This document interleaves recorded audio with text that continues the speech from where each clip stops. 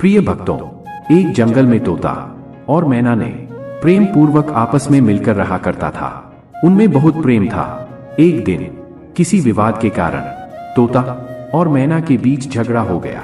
तोता ने कहा कि इस संसार में सबसे बड़ा पापी और विश्वासघाती स्त्री है। मैना ने जवाब दिया कि इस संसार में सबसे ज्यादा पापी और विश्वासघाती पुरुष होते हैं। जब वे दोनों आपस में लड़ रहे थे, किसी अन्य पक्षी ने कहा कि इसका निदान भगवान शिव ही बताएंगे और आप दोनों को उन्हीं के पास जाना चाहिए।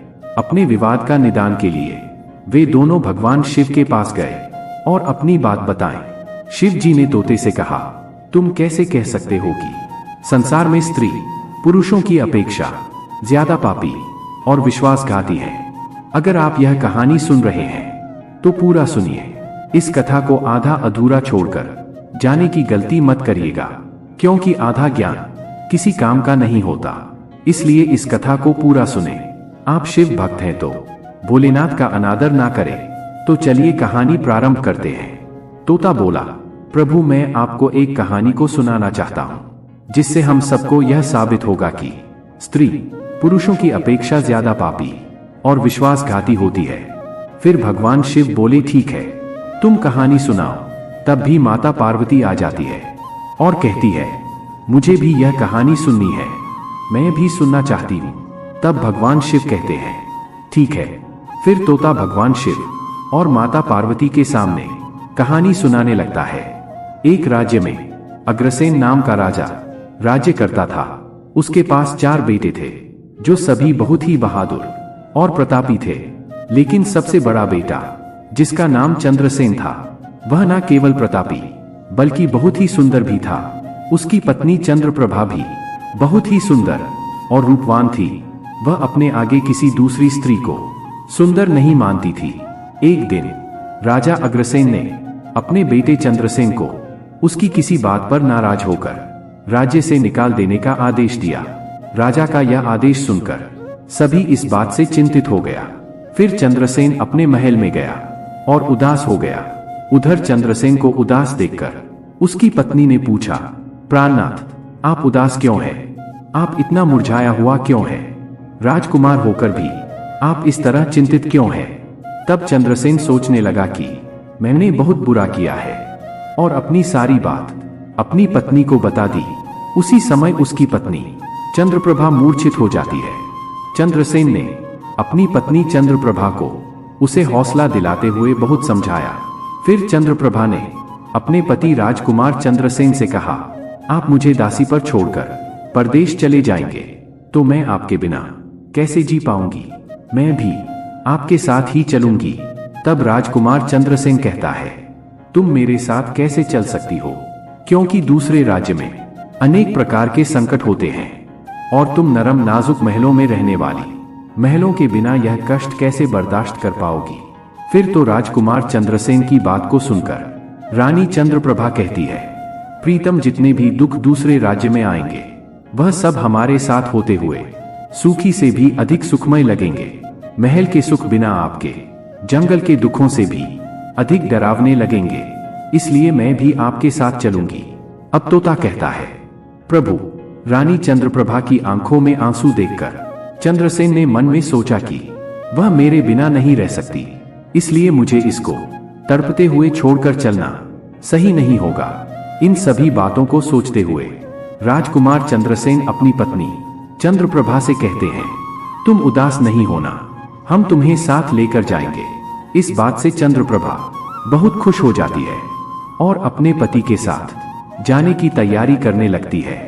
अगली सुबह वे राज्य से बाहर निकलकर एक जंगल में पहुंचते हैं। चलते चलते थक जाते हैं और फिर उन्होंने एक बरगद के वृक्ष के नीचे विश्राम करने का निर्णय लेते हैं। वे बहुत थके हुए थे।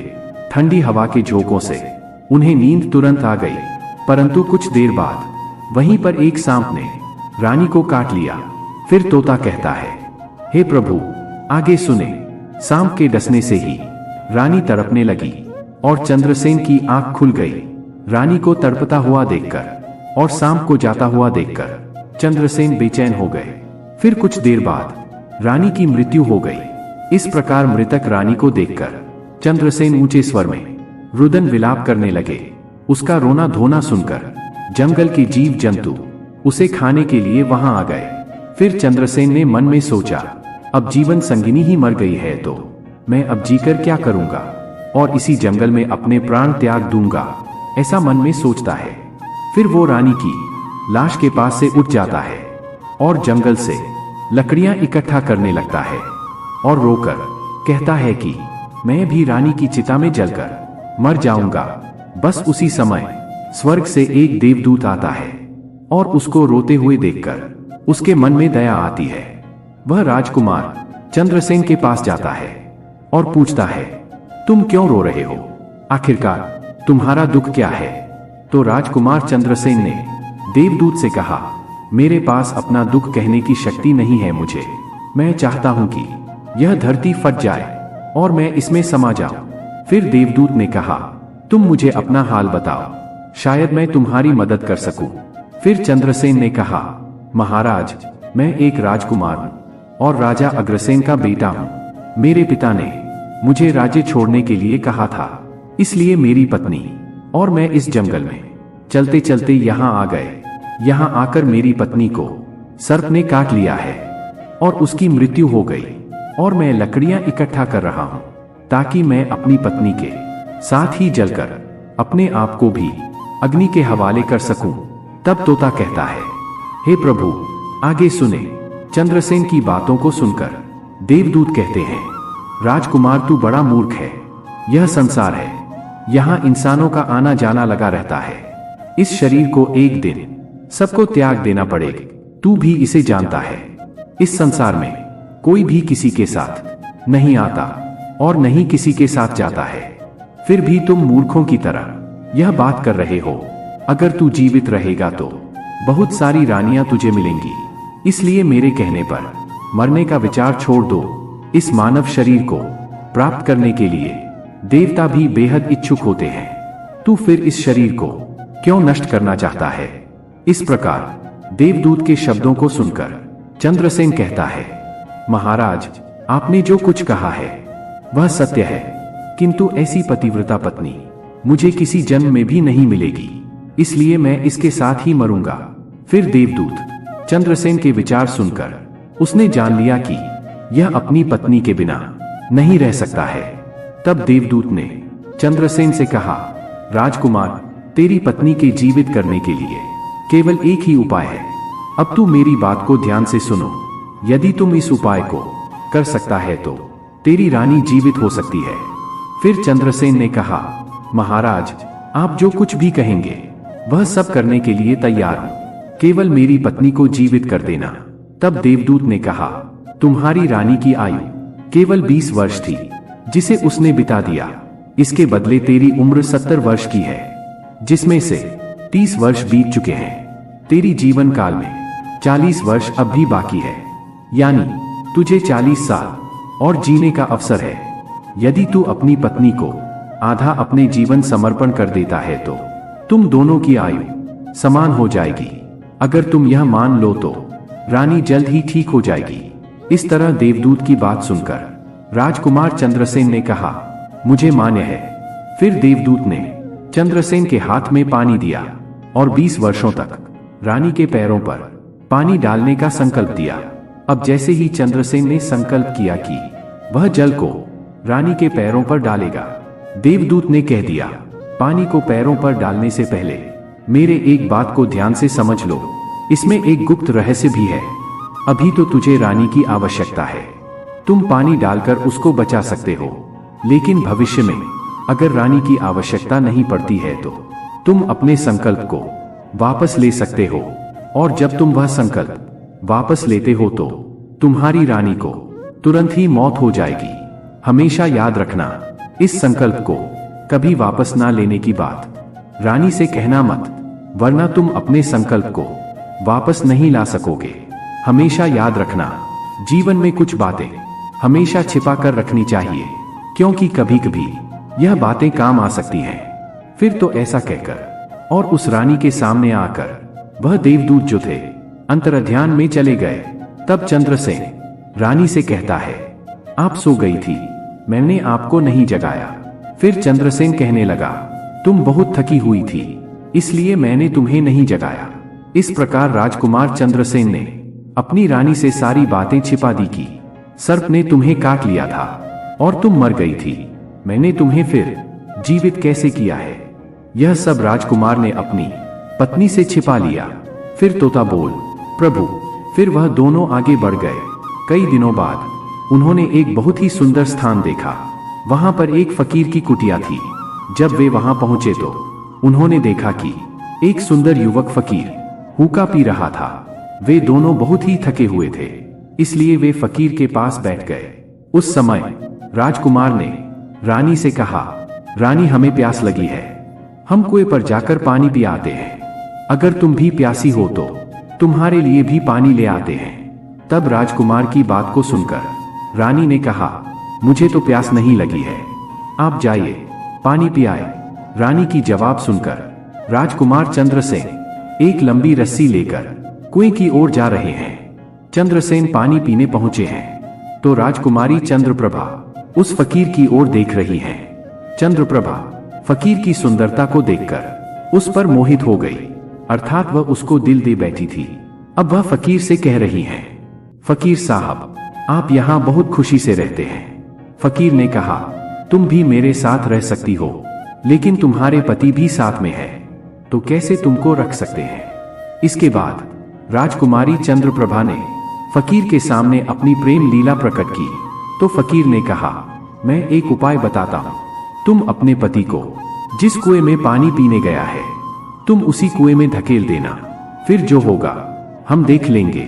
फिर तो फकीर की बात सुनकर चंद्रप्रभा ने कहा, ठीक है, मैं ऐसा ही करूंगी। अब इतनी ही देर में राजकुमार चंद्रसेन पानी पीकर रानी के पास आया तो रानी कहने लगी, मुझे भी अब प्यास लग रही है, कुएं पर वापस चलकर मुझे भी पानी पिलाओ।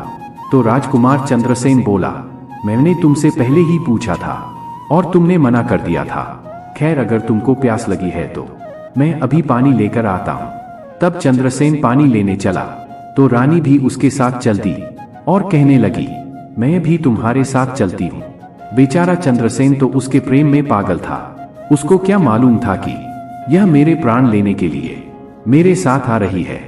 वास्तव में विद्वान सच कहते हैं कि स्त्रियों के चरित्र को देवता भी नहीं जान सकते, फिर मानव क्या चीज होता है। उनके जाल में अच्छे बुद्धिमान भी फंस जाते हैं। जब राजकुमार चंद्रसेन कुएं पर जाकर पानी भरने के लिए डोल भरता है तो रानी ने अपने पति यानी राजकुमार चंद्रसेन को धक्का देकर कुएं में गिरा देती है और खुद फकीर के पास चली जाती है। वह फकीर रानी को अपने साथ ले जाकर एक राज्य में बस जाता है। वहां दोनों खुशी से रहने लगते हैं। फकीर ने फिर रानी को ऐसा नाचना और गाना सिखाया कि वह नृत्यांगना के रूप में मशहूर हो गई। धीरे धीरे वह राजकुमारी पूरे नगर में प्रसिद्ध हो गई।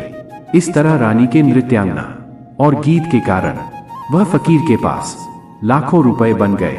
रानी भी उस फकीर के साथ मस्ती में रहने लगी थी।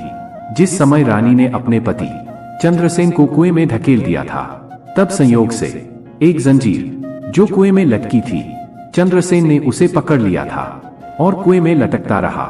ईश्वर को याद करते हुए वह सोचने लगा, क्या यही मेरे प्यार की सजा है।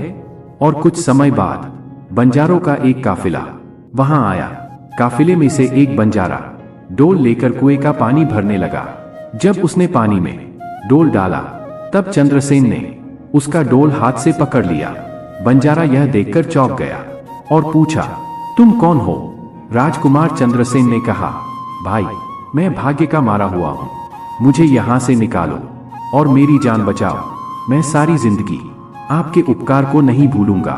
और ऐसा कहकर राजकुमार बंजारे से प्रार्थना करने लगा। फिर तो राजकुमार चंद्रसेन के दुख को देखकर उस बंजारे को उस पर दया आ गई और उसने चंद्रसेन को कुएं से बाहर निकाल लिया और फिर पूछा, भाई तुम कौन हो, तुम इस कुएं में कैसे गिरे, तुम मुझे अपना हाल बताओ। तब चंद्रसेन ने कहा, भाई मैं अपना हाल आपसे कैसे कहूं, जो मुश्किलें मेरे साथ हुई हैं, भगवान ना करे किसी के साथ ऐसा हो। फिर चंद्रसेन ने कहा, यदि तुम मुझसे जानना ही चाहते हो तो मैं आपको अपनी कहानी सुनाता हूँ। मैं एक राजकुमार हूँ। मेरे पिता ने मुझे राज्य से निकाल दिया था, इसलिए मैं अपनी प्रिय पत्नी के साथ एक जंगल में पहुंच गया। मेरी पत्नी और मैं एक दूसरे से बहुत प्यार करते थे। जंगल में एक सांप ने मेरी पत्नी को काट लिया, जिससे उसकी मृत्यु हो गई। मैं जब अपनी पत्नी के साथ मरने जा रहा था, तब एक देवदूत ने मुझ पर दया की और मेरी आयु के 20 वर्ष मेरी पत्नी को देने के बाद उसे पुनः जीवित कर दिया। फिर हम उस जंगल से आगे बढ़े। कुछ दिनों बाद हम एक स्थान पर पहुंचे जहां एक फकीर का डेरा था। मुझे प्यास लगी, मैं पानी पीने गया। जब मैं वापस आया तो मेरी पत्नी ने मुझसे कहा कि उसको भी प्यास लगी है, मुझे भी पानी पिलाओ। और इसी तरह कहकर मेरी पत्नी मेरे साथ उस कुएं पर आ गई। मैं कुएं से पानी निकाल रहा था तो उसने मुझे पीछे से धक्का दिया। कुएं में लटकी हुई एक जंजीर मेरे हाथ में आ गई, जिससे मैं कुएं में गिरने से बच गया। और फिर जब आप आए तो मैंने आपको आवाज दी, जिसके बाद आपने मुझे कुएं से बाहर निकाला। अब तोता बोल, प्रभु। इस प्रकार राजकुमार चंद्रसेन ने दुखी मन से सारा हाल उस बंजारे से कह दिया और फिर अपनी व्यथा सुनाकर चंद्रसेन चुप हो गए। उधर बंजारा ने उसकी बात को सुना और रानी की करतूत सुनकर दुखी होकर कहा कि स्त्रिया का चरित्र भगवान भी नहीं समझ सकते तो मनुष्य कैसे समझ सकता है। ऐसे कहकर बंजारा ने चंद्रसेन को सिर पर हाथ फेरा और कहा, तुम चिंता मत करो, भगवान बड़े दयालु हैं, वह तुम्हारी सहायता करेंगे। फिर उसने और कहा, तुम चाहो तो हमारे साथ कुछ दिन रुक सकते हो। राजकुमार चंद्रसेन ने उन बंजारों के साथ रहने को सहमत हो गया। फिर उनकी सहायता से वह कुछ दिनों बाद उसी राज्य में पहुंचा जहां उसकी पत्नी चंद्रप्रभा और वह फकीर रहते थे। उस राज्य को देखकर वह बंजारे से कहा, भाई मेरी इच्छा है कि तुम कुछ दिन इसी राज्य में रहते हैं। तब बंजारे ने कहा, आप जैसे चाहे, मुझे कोई आपत्ति नहीं है। फिर राजकुमार चंद्रसेन जो बंजारे से विदा होकर राज्य में आया, काम की तलाश में घूमने लगे। कुछ दिनों बाद राजकुमार की मेहनत और परिश्रम देखकर उसे एक बड़ा व्यापारी ने अपने पास नौकरी पर रख लिया। इस तरह राजकुमार चंद्रसेन ने उस व्यापारी के पास रहना शुरू किया और बड़ी मेहनत और प्यार से अपने कर्तव्यों का निर्वाह करना शुरू किया। यह देखकर उस व्यापारी ने चंद्रसेन को बड़ा सम्मान दिया और उसे अपने यहाँ का मुनि बना लिया। और इस तरीके से राजकुमार चंद्रसेन के दिन बड़ी खुशी खुशी गुजरने लगे। अब एक दिन नगर के राजा के यहाँ चंद्रप्रभा के नृत्य का आयोजन हुआ। राजा ने उस शहर के सभी बड़े व्यापारी और सेठों को अपने यहाँ नृत्य देखने के लिए आमंत्रित किया। जब राजकुमारी चंद्रप्रभा का नृत्य होने वाला था, शहर के सभी व्यापारी और सेठ साहूकार राजा के यहाँ पहुंच गए। चंद्रसेन जो रानी के नृत्य और गायन की प्रशंसा सुनता था, उसने भी सोचा कि मुझे इस नृत्य को देखना चाहिए। उसने भी राजा के दरबार में सेठ के साथ वहां पहुंच गया। रानी ने अप्सरा के समान नृत्य किया और उनकी सुरीली आवाज में कई सुंदर रागों को प्रस्तुत किया। उनको सुनकर महफिल के सभी लोग आश्चर्य में आ गए और सभी बहुत सारे इनाम दिए। इसके साथ ही राजा से लेकर प्रजा तक सभी ने उन्हें प्रशंसा की। राजकुमार चंद्रसेन ने अपने हाथ की अंगूठी उठाई जिसमें हीरा जरा हुआ था और फिर वह उसे उतारकर रानी चंद्रप्रभा को भेंट कर दी। इसके बाद रानी चंद्रप्रभा ने अंगूठी को पहचान लिया और मन ही मन में कहने लगी, यह तो बहुत बड़ा आश्चर्य हो गया। मेरा पति जिंदा है और यहाँ पहुंच गए हैं। अब वह मुझे छोड़ेगा नहीं, इसलिए मुझे कुछ ऐसा करना चाहिए जिससे वह मारा जा सके। उसने मन में सोचा, अब मैं यहाँ के राजा को एक सुरीली गाना और नृत्य सुनाऊंगी और आदेश से उन्हें मारवा दूंगी। इसके बाद राजकुमारी चंद्रप्रभा ने एक सुरीली गाना और नृत्य को सुनाई। रानी की इस बसंत की बहार को सुनकर राजा खुश हुआ। वह चंद्रप्रभा को बोले, मैं तुम पर बहुत खुश हूं, तुम मुझसे क्या मांगती? तब राजकुमारी ने कहा, अगर आप मुझसे प्रसन्न है तो सबसे पहले मुझे वचन दीजिए और फिर जो कुछ मैं मांगूंगी वह आप मुझे वही देंगे। फिर चंद्रप्रभा ने कहा, इस सभा में मेरे एक चोर है, कृपया उसे फांसी की सजा दे। राजा ने कहा, तुम उस चोर को मेरे सामने लाओ। रानी ने उसका हाथ पकड़ा और उसे राजा के सामने ले गई। राजा ने अपने सैनिकों को आदेश दिया कि उस चोर को जल्लादों के पास ले जाओ और उस चोर को फांसी पर चढ़ा दो। इसी बीच चंद्रसेन का सेठ भी वहां पहुंचा। वो डरकर चंद्रसेन के पास गया और पूछा, तुमने क्या चुराया इस नृत्य की जिसके कारण वह तुझे मारना चाहती है? चंद्रसेन ने अपने मालिक से कहा, मालिक, मैंने कुछ नहीं चुराया है, बस आप इस राजा को केवल यह बता दो कि वह मेरी 2 बातें सुन ले, इससे मेरी जान बच सकेगी। अब चंद्रसेन का मालिक इसे सुनकर अपने साथी व्यापारियों और साहूकारों के पास गया और सभी ने मिलकर मशवरा किया। उन्होंने कहा, मित्रों, या तो राजा न्याय करे या हम सभी इस शहर को छोड़कर कहीं और चले जाएंगे। और इस प्रकार सभी व्यापारी ने राजा के पास गए और कहने लगे, राजा साहब, हमारा मुनीब निर्दोषी है, उसे मार देने की आपका आदेश है। वह कह रहा है कि वह अपनी 2 बातें आपको कहना चाहता है, फिर भी आपको लगे कि उसने अपराध किया है तो उसे फांसी दे देंगे, लेकिन मेरे मरने से पहले राजा केवल मेरी 2 बातों को जरूर सुने। फिर राजा ने व्यापारियों की बात सुनकर कहा, ठीक है, मुनीब को बुलाओ। चंद्रसेन को लेकर राजा के सामने लाया गया और राजा ने कहा, तुम जो कुछ कहना चाहते हो वो मेरे सामने कहो। तब राजकुमार चंद्रसेन ने कहा, महाराज, मैंने क्या दोष किया है जिसके कारण आपने मेरी हत्या का आदेश दे दिया है?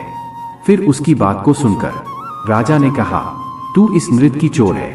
तो चंद्रसेन ने कहा, नहीं महाराज, मैं इस कुटिल स्त्री का पति हूं जिसने कुएं में धकेलकर एक फकीर के साथ चली आई है। राजकुमारी चंद्रप्रभा ने समझ लिया कि बात बिगड़ रही है। तब राजा से कहती है, महाराज, यह झूठ बोल रहा है। यह कौन है? मैं इसे जानती तक नहीं। यह तो मेरा चोर है, मैं सिर्फ इतना ही जानती हूं। फिर राजकुमार चंद्रसेन ने कहा, महाराज, ठीक है, अगर यह मेरी पत्नी नहीं है तो वह सब कुछ जो मैंने रास्ते में छोड़ा था वह मेरी अमानत के रूप में वापस कर दें। फिर चंद्रसेन रानी की ओर देखा। राजकुमार ने अपनी अमानत को लौटाने की बात की तो राजकुमारी चंद्रप्रभा ने इसे स्वीकार कर लिया। तब चंद्रसेन ने कहा, अच्छा, अब तुम अपने हाथों में पानी लो, हमारा न्याय इसी सभा में होगा। पानी लेकर वह जमीन पर रखा और कहा, वह वस्तु जो मेरे पास रास्ते में दी गई थी मैं अब वापस कर रहा हूं। रानी ने भी पानी लिया और कहा, जो वस्तु इसने मुझे रास्ते में दी थी मैं अब वापस कर रही हूं। जैसे ही वह अपने हाथों का पानी छोड़ा, रानी के प्राण छूट गए। यह दृश्य देखकर वहां के लोग हैरान रह गए। तो राजा ने यह देख चिंतित होकर चंद्रसेन से कहा, यह क्या हो गया, बताओ मुझे सच्चाई। तब राजकुमार चंद्रसेन ने अपनी कहानी शुरू की, अपने जीवन की सब घटनाओं को खुलकर बताते हुए उसके देश निकाले जाने से लेकर अब तक के सभी घटनाओं को सुनाया। राजा ने सब कुछ सुनकर चंद्रसेन को अपने गले लगा लिया और अपनी बेटी की शादी चंद्रसेन के साथ कर दी। तोता ने कहा, प्रभु, मैंने इस कहानी को सुना है। मैं भी स्त्रियों से घृणा करता हूं और मैं यह कह सकता हूं कि इस संसार में स्त्रियां पुरुषों से अधिक पापी और विश्वासघाती होती हैं। अब एक बार तोते ने भगवान शिव और पार्वती को एक कहानी से यह बताया कि स्त्री पुरुषों की तुलना में अधिक पापी और विश्वासघाती होती है। तो सभी ने इसे सुनकर हैरानी में डाल दिया। पार्वती जी ने कहा, प्रभु, मुझे लगता है कि तोते सच कह रहा है। स्त्री तो सभी में से केवल 1-2 ही बिना नैतिक मूल्यों और ईमानदारी के हो सकती है, परंतु पुरुषों में भी ऐसे कुछ हैं जो पापी और विश्वासघाती हो सकते हैं। फिर भगवान शिव ने पूछा, ठीक है, तो मैना, तुम कैसे सिद्ध करोगी? तब मैना बोली, यह बात मैं भी एक कहानी के माध्यम से सुनाती हूं, जिससे स्पष्ट होगा कि स्त्री की तुलना में पुरुष अधिक पापी और विश्वासघाती होते हैं। फिर मैना कहना शुरू किया, प्रभु, एक गांव में एक परिवार रहता था जो बहुत ही धनवान था और उस धनवान यानी सेठ का बेटा एक अद्भुत प्रकार का व्यक्ति था। सेठ का बेटा इतना जुआरी था कि सेठ उसके बारे में सोचते सोचते परेशान रहता था। एक दिन उनका बेटा जुआ खेल रहा था। उसी दिन उसके पिता का निधन हो गया। फिर भी वह जुआ खेलना बंद नहीं किया, लेकिन पिता के मृत्यु के बाद वह खुल के जुआ खेलने लगा और सब कुछ हार गया। फिर वह अपने गांव से दूर चला गया और एक सेठ के घर पहुंचा और सेठ से बोला, मुझे बहुत तेज प्यास लगी है, मुझे एक गिलास पानी मिलेगा। तो सेठ ने उस युवा से पूछा कि तुम कौन हो, क्या करते हो और कहां से आए हो? जिसके उत्तर में उस युवा ने कहा, मैं एक व्यापारी हूं और यहां से जा रहा था, तो सोचा कि पानी पीकर चला जाऊं। तब सेठ ने पूछा कि तुम कौन व्यापार करते हो? तब युवा कहता है, व्यापार करते समय मेरे सामान समुद्र में गिर गया, इसलिए यदि आप मेरी कुछ मदद कर दें तो अच्छा होगा। फिर सेठ ने लड़के की बात सुनी और फिर उसकी बातों के जाल में फंस गया और कहने लगे कि बेटा, क्या तुम तो ठीक हो और कुछ कमा भी लेते हो, तो क्या मेरी बेटी से शादी करोगे? अब तो यह बात सुनकर युवा खुश हो जाता है और शादी के लिए हाँ कह देता है, जिसके बाद दोनों का विवाह हो जाता है। प्रभु इस प्रकार सेठ अपनी बेटी को धन के साथ विदा कर देते हैं। उधर युवा लड़का को तो बस केवल धन के लिए विवाह करना था, तो उसने वह भी कर लिया। अब विवाह के बाद जब युवा सेठ की लड़की को साथ लेकर जा रहे थे, तो एक जंगल आ गया। वहां पर युवा लड़का अपनी पत्नी से बोला, देखो हम अभी जंगल में हैं, यहाँ कोई चोर हमारे गहनों को चुरा सकता है, इसलिए आप अपने सभी गहनों को मुझे दे दें ताकि हम सुरक्षित रह सकें। युवा की पत्नी ने अपने पति पर भरोसा किया और अपने सभी गहनों को उन्हें सौंप दिया, और क्यों ना करें, क्योंकि वह उनके पति थे। उसके बाद युवा ने अपनी पत्नी के गहनों को एक पारदर्शी बंधने में बांध लिया और फिर वे जंगल में आराम से ठहरे। इस दौरान युवा के मन में लालच उत्पन्न हुआ और उनकी पत्नी के साथ जाने वाली एक दासी थी जिसे सेठ ने अपनी लड़की के साथ भेजा था। युवा ने फिर उस दासी को मार डाला। फिर उसने अपनी पत्नी को एक कुएं में गिरा दिया और मन में यह विचार किया कि मैं इसके साथ में सिर्फ पैसों के लिए शादी की थी, मेरे पास पैसे मिल गए, और उसने सोचा कि वह पानी में डूबकर मर जाएगी। इस तरह सोचकर वह युवा वहां से चला गया, लेकिन उसकी पत्नी नहीं मरी और वह कुएं से बाहर निकलने के लिए आवाज देती रही। कुएं के पास से एक आदमी गुजर रहा था और जब उसने किसी महिला की आवाज सुनी तो वह उस महिला को कुएं से बाहर निकाल लिया।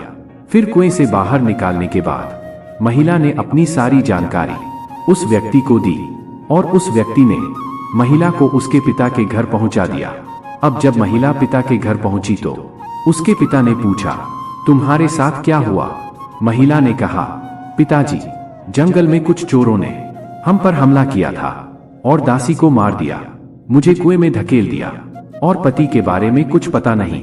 बेटी की बातें सुनकर सेठ जी ने कहा, कोई बात नहीं, भगवान सब ठीक करेंगे। अब मैं यह कहती हूँ कि प्रभु इस दुनिया में स्त्री और पुरुष दोनों ही विश्वासघाती और पापी हो सकते हैं। अब आपके हाथ में न्याय का फैसला है। मैंने भी आपको एक कहानी सुनाई है और तोते ने भी एक कहानी सुनाई है, अब आप ही न्याय करें। उसने अपनी पत्नी को मारा और सारा सामान लेकर के चला गया। अब तोता और मैना की कहानी सुनकर भगवान शिव बोले, ठीक है तोता और मैना, मैंने तुम्हारी कहानी को ध्यान से सुना है, अब मैं तुम्हारा न्याय करता हूं। सच में इस संसार में स्त्री और पुरुष के बीच ज्यादा पापी या विश्वासघाती कौन होता है, यह मेरे लिए स्पष्ट है। शिव जवाब देते हैं बिना किसी शंका कि यह सत्य है कि इंसान की सोच उसके इस स्तर से नीचे जा सकती है और वहीं पापी और विश्वासघाती होता है, चाहे वह स्त्री या पुरुष। इंसान को किसी भी प्रकार के पाप करने से पहले यह सोचना चाहिए कि क्या वह सही है या नहीं। पापी और विश्वासघाती होने की कोई जाति नहीं होती, वह इंसान की सोच और कृतियों का परिणाम होता है। वास्तव में इंसान की सोच उसके स्तर से नीचे जा सकती है और यही पापी और विश्वासघाती बना देता है। इस वीडियो को बोलते समय कोई त्रुटि हो, मैं क्षमा चाहता हूं। उम्मीद है इस वीडियो में आप लोग कुछ ना कुछ सीखा होगा। अगर आपने कुछ भी सीखा हो तो यह वीडियो को लाइक करें, हमारे चैनल को सब्सक्राइब करें और अपने दोस्तों एवं रिश्तेदारों के पास अवश्य शेयर करें। मिलते एक नए वीडियो के साथ, तब तक के लिए आप लोगों का बहुत बहुत धन्यवाद। हर हर महादेव।